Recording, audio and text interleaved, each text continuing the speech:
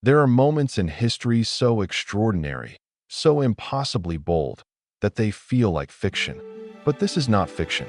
This is the true account of a man who walked into the most dangerous place in America, a Georgia plantation, not in chains, not under force, but by choice. A man who hid his genius beneath layers of fat and drool and deliberate stupidity. A man who endured months of unspeakable cruelty, not because he was powerless, but because he was waiting. And the woman who bought him for $35 would spend the next decade paying for that mistake behind iron bars. They called him Ezra the Ox. The name was a joke, a cruel shorthand for everything society had decided to discard. Nearly 300 pounds of flesh packed onto a frame that seemed to buckle under its own weight. A round, plain face, crooked teeth, one eye slightly larger than the other, giving him that permanent expression of bewildered emptiness, as if the world was always moving slightly too fast for his mind to follow. When he stood on that auction platform on a blistering August morning in 1847, the crowd didn't bid. They laughed, and then she stepped forward. Victoria Ashford was 25 years old, and she was the most feared woman in Georgia. Not because she carried a weapon, not because she commanded armies or held political office, but because she had discovered something that wealth and beauty had twisted into something monstrous inside her, the pleasure of breaking people. She had inherited Willbrook Plantation after her elderly husband died in his sleep. Conveniently, quietly, some whispered she'd helped him along, but whispers don't become charges when you own the right judges. She arrived at the estate sale that morning in a cream-colored dress that cost more than most families earned in a year, her raven hair pinned perfectly beneath a lace parasol. Porcelain skin, eyes like blue ice, a smile that made grown men look away. She wasn't browsing for labor. She was hunting for entertainment. Victoria's previous house pets, that was the word she used, pets, had all met terrible ends. One had hanged himself in the barn. Another had run into the swamp and vanished. A third now lived in an asylum in Savannah, speaking to people who existed only in the ruins of her mind. Victoria Ashford didn't break people accidentally. She did it with patience and precision and something very close to joy. But she had grown bored of beautiful things. Beautiful things, she told her friends over tea, break too easily. Everyone expects you to be careful with them. She needed something ugly, something that nobody else would miss. The auctioneer, a sweaty, uncomfortable man named Tobias Crane, had already been warned about Miss Ashford's particular tastes. And this here, he announced, with barely disguised embarrassment, asterisk, is Ezra. Field hand, 40 years old, asterisk. The crowd murmured. Someone laughed outright. Ezra stood on the platform, his massive frame hunched inward as if trying to disappear into itself. His clothes were threadbare and straining. Drool glistened at the corner of his slack mouth. He stared at the wooden boards beneath his feet, swaying faintly, as though the simple act of standing demanded everything he had. Crane cleared his throat. Asterisk can't read. Can't count past 5. Dumb as a post. Morrison kept him for heavy lifting when properly motivated with the whip. But he eats like 3 men, so he's expensive to maintain. Starting bid, $20. Asterisk. Silence. Victoria Ashford clicked her heels across the platform and circled him slowly, studying him the way a scientist studies something beneath glass. He didn't look up, didn't flinch, just breathed. Does he understand commands? Sometimes, Crane admitted. Asterisk, speak slowly. Repeat yourself. Asterisk. The smile that crossed her face then had nothing warm in it. Perfect, she said. Asterisk, I'll take him. $35. Asterisk. The crowd erupted in murmurs of confusion. The wealthiest woman in the county, paying $35 for the most worthless man on the block. Her friend Amanda leaned close. Victoria, darling, what on earth do you want with that creature? Victoria's eyes glittered. Something ugly, she said quietly. Asterisk is something I can do whatever I please with. And no one will care. Asterisk. The gavel fell. Sold. $35. Neither Tobias Crane, nor Amanda, nor anyone else in that crowd had the faintest idea what Victoria Ashford had just purchased. His name was not Ezra. His name was Elijah Freeman, and 2 years before that auction, he had been Professor Elijah Freeman, teaching advanced mathematics at a college for free people of color in Philadelphia. Born free in New York to parents who had escaped slavery a generation earlier, Elijah had spent his life constructing proof that a black man's mind could not be shackled. By 15, he was solving mathematical problems that left university professors blinking in silence. By 25, his work appeared in academic journals. By 30, he was among the most respected black scholars in the northern United States. None of it was enough to protect him. The Fugitive Slave Act of 1850 had rewritten the rules of American justice, or rather, it had stripped justice away entirely. A corrupt slave catcher named Silas Drummond had discovered that Elijah's parents had escaped a Georgia plantation decades earlier. Under the new law, even freeborn children of escaped slaves could be reclaimed as property. Drummond forged the necessary documents, found a sympathetic judge, and declared that Professor Elijah Freeman was, in the eyes of American law, a stolen piece of property. Elijah ran, but running, he quickly understood, was not enough. Drummond was relentless, greedy, and well-connected. Within 6 months, it became clear that no amount of running would put enough distance between Elijah and the machinery hunting him.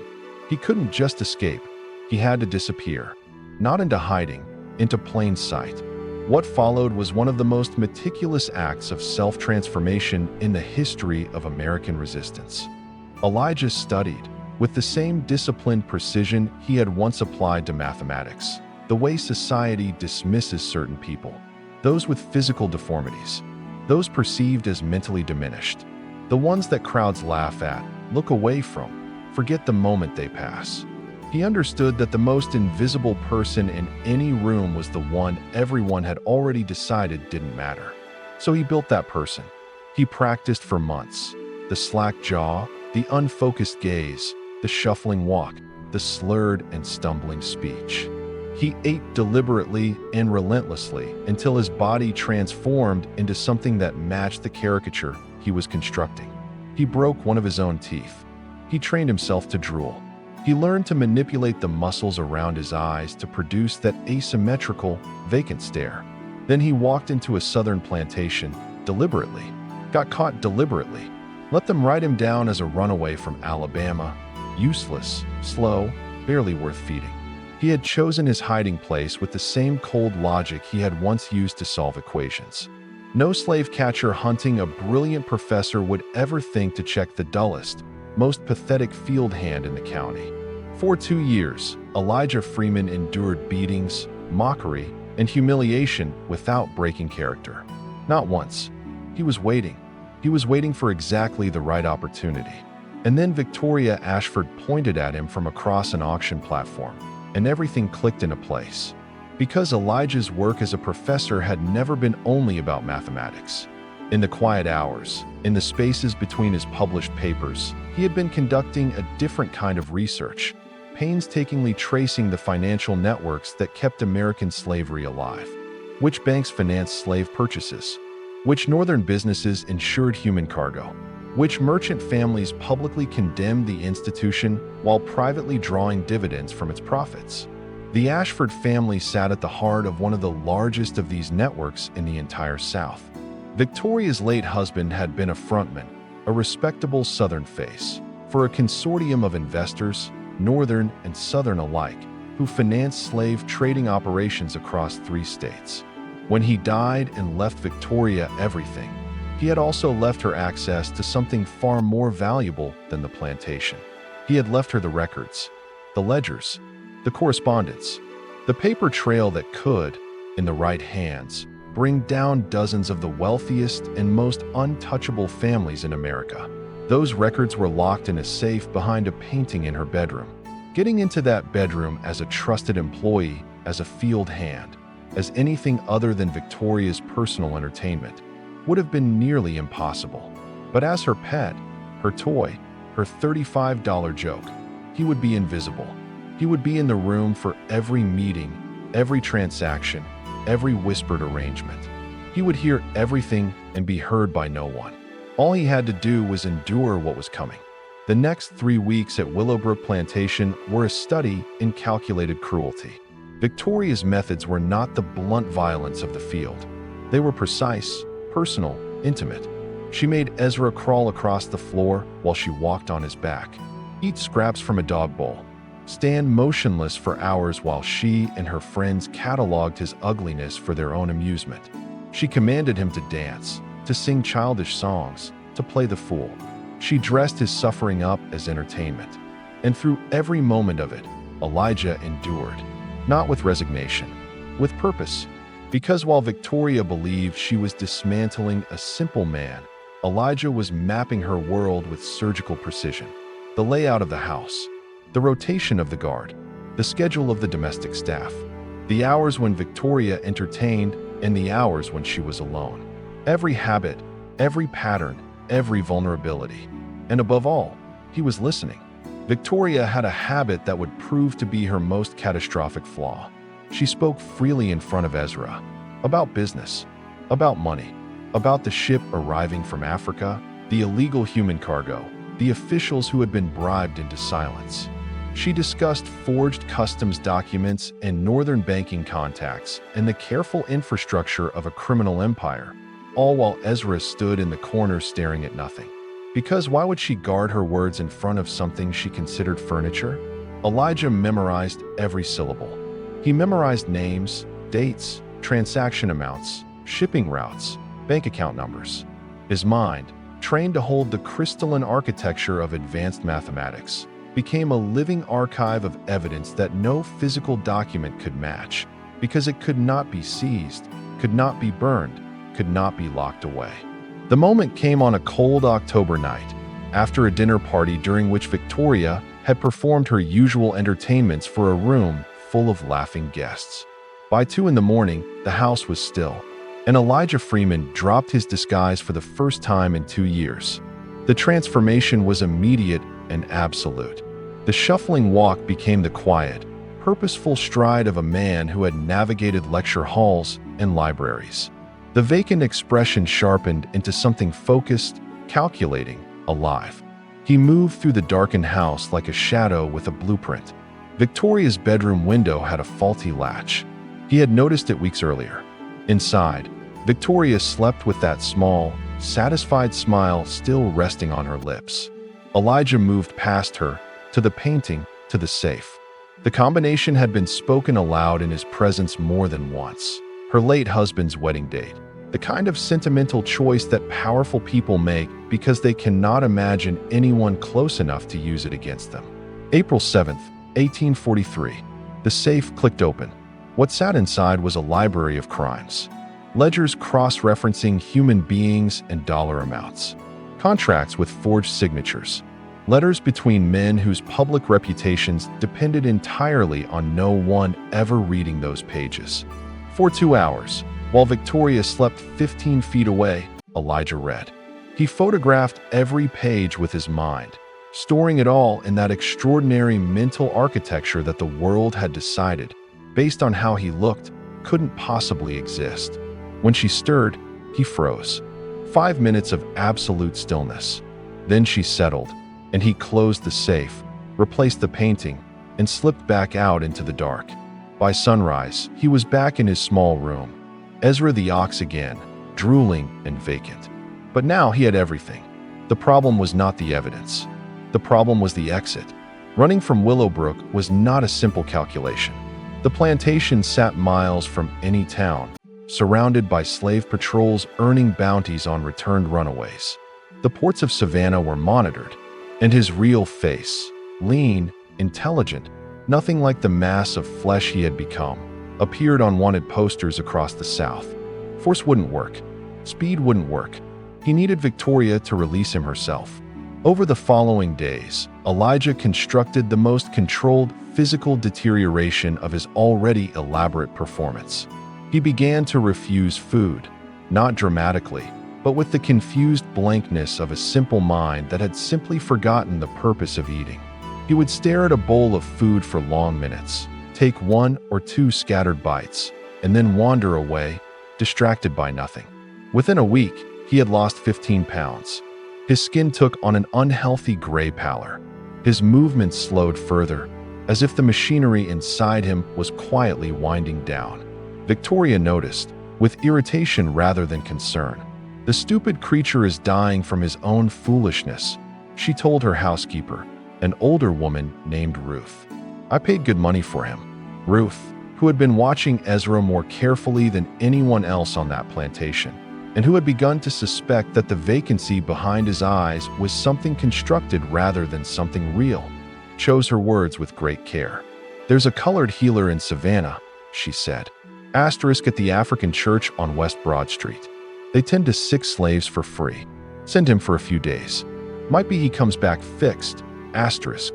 Victoria calculated the mathematics of self-interest. A dead Ezra represented a total loss of $35 in her primary amusement.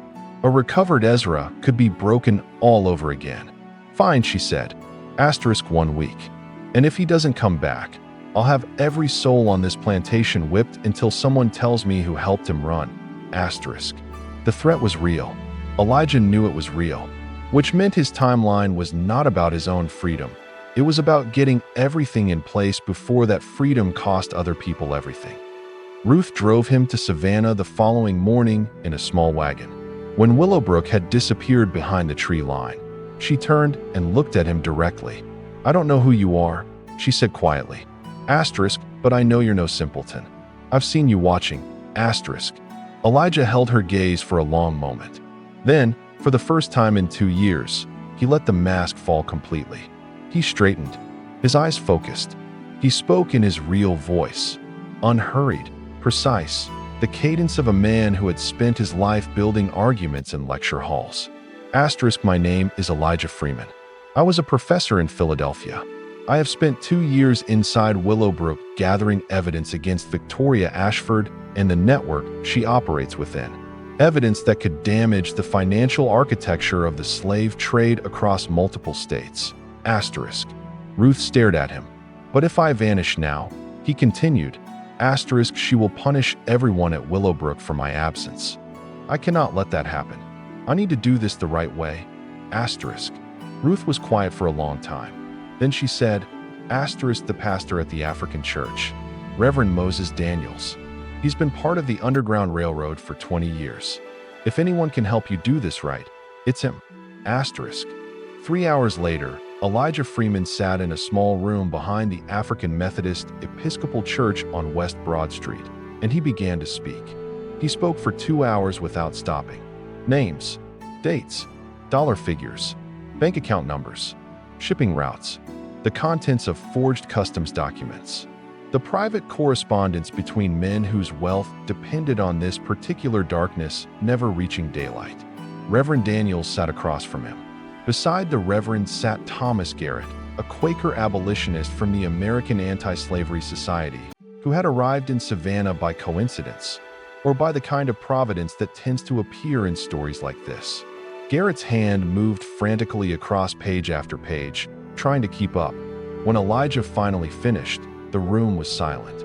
This is enough, Garrett said slowly, asterisk, to prosecute dozens of people, to expose northern institutions, to prove that slavery is not a southern peculiarity, but a national conspiracy held in place by money. Asterisk. Then build the case, Elijah said. Asterisk, take the weeks you need. Coordinate with authorities across the states. Get the warrants. Asterisk. And while we do that, I go back. Garrett protested. If Victoria discovered the truth, there would be no trial, no exposure, no justice. Just a shallow grave somewhere on the grounds of Willowbrook. Elijah was unmoved. Her prejudice, he said simply, asterisk, is my greatest protection. She cannot imagine that someone who looks like me could be what I am. Her cruelty has blinded her. That blindness is the only armor I need. Asterisk. They argued until the candles burned low. Elijah did not change his position. Before he left, he made one final request. When this is over, he said, asterisk, I want the world to know how you found her. I want everyone to know that the disgusting, simple-minded creature she tortured for entertainment was the man who brought her down. Asterisk. 7 weeks later, on a gray December morning, the world arrived at Willowbrook. Federal marshals rode up the Oak Line Drive with warrants in hand. Behind them came representatives from 3 northern banks, come to seize assets. Behind them came journalists from Boston and New York with sharpened pencils and ink that would not dry for months. Victoria was in her parlor when they entered. Ezra stood in the corner, as he always did, holding a tea tray on his head at her command. "Miss Victoria Ashford," the lead marshal announced. "You are under arrest." The blood drained from her face, then rushed back. "On what possible charges?" Violation of the act prohibiting the importation of slaves. Conspiracy. Fraud. He held up the warrants. We have complete documentation of your operations. Names, dates, financial records. The whole architecture. Those records are in a locked safe, she said, her voice dropping to something cold and razor-thin. "No one has access to that safe." Actually, the voice came from the doorway, and the man who stepped through it was no one she had ever seen before, and someone she had looked at every day for 3 months. The walk was different. The posture was different. The eyes, above all, were different, sharp and clear and burning with an intelligence that had always been there. Always. Every moment she had spent mocking and commanding and degrading the creature she had paid $35 for. "You," she whispered. Something behind her eyes cracked open. "You're the professor from the posters. But you look nothing like Ezra." "Ezra never existed," Elijah said. "I built him." The weight, the drool, the vacant eyes, the shuffling walk. Constructed, carefully, to hide in the last place anyone would ever look. "Right in front of you, You were in my house. For months." He let that land. Every business meeting, every transaction, every arrangement. "I was in the room, and you spoke freely, because you had already decided that how I looked meant I had nothing inside worth worrying about." She was trembling now, beautiful and trembling and completely undone. "Your property," she said, but the word had no weight left in it. "Your testimony means nothing." "I was born free, Miss Ashford. My testimony, combined with the physical evidence these marshals found in your safe, means quite a great deal." The marshals stepped forward with the shackles. As the cold iron closed around her wrists, the same wrists that had gestured and pointed and commanded so much suffering, Victoria Ashford's composure finally, completely collapsed. "Please," she whispered, the voice barely resembling the woman who had once smiled her beautiful, terrible smile across an auction platform. "I'll give you money. Whatever you want. Please, *." Elijah looked at her for a long time. "For 3 months," he said quietly. "I ate from a dog bowl at your command. I endured your amusement, your games, your cruelty. I watched you treat suffering as entertainment. And through every single moment of it, you never once considered that the disgusting creature you had purchased for $35 might carry a mind, a purpose, a soul, *." He leaned slightly forward. "Your greatest mistake was not buying me, Miss Ashford. It was believing that ugly meant worthless. That fat meant stupid. That someone who looked the way I looked could not possibly be the one who looked back at you and saw everything. *" A pause. "You lose." They led her away in chains.